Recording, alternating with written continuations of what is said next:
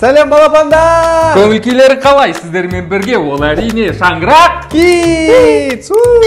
Құрметті балапандар, бүгін біз қазақтың ұлттық ойыны асық жайлы әңгіме айтатын боламыз.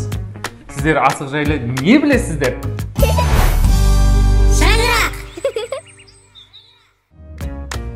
Асық бұл негізі ата-бабамыздан келе жатқан қазақтың ұлттық ойыны. Асықты негізі екіге бөледі. Оның арнайы сақасы болады. Сақа дегеніміз үлкен қойлардан немесе қошқарлардан алынады. Ал сіз бұл жайлы білдіңіз бе? Асықты мен бастаймын онда. Мен бастаймын, алау. Жоқ, мен бастаймын. Ой, алау, давай онда бітеміз. Қайтеміз? Кімдікі алшы түсет, сол бастайды. Алшы деген не ол? Ой, алау, сен алшының не екенін білмейсің бе? Асық ойнайын дейсің. Қара, алау, асық былай түссе, тәйкі деп аталынады. Ал асық былай түссе, алшы деп аталынады. Былай түссе бүк, былай түссе шүк болады. Түсіндің ба? Онда алшы түссе, мен бастаймын. Келістік, тәйкі түссе мен бастаймын. Жарайды, келістік. Лақтыр. О, алшы түсті!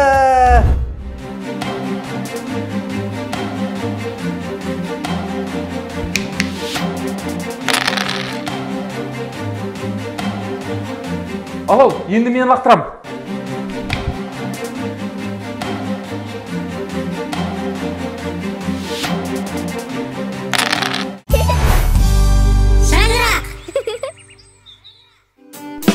Ой, дәкеш, сен мүлдем ойнамайды екенсің ғой бұл ойынды. Жел қисық. Жел қисық? Жел тұрды десек, міне балапандар, осымен ойынымыз аяқталды. Дәкеште 0 ұпай, ал менде 1 ұпай. Ертең тағы ойнаймыз. Ертең? Болды онда, біздің келесі ойынымызды келесі видеода тамашалай аласыздар.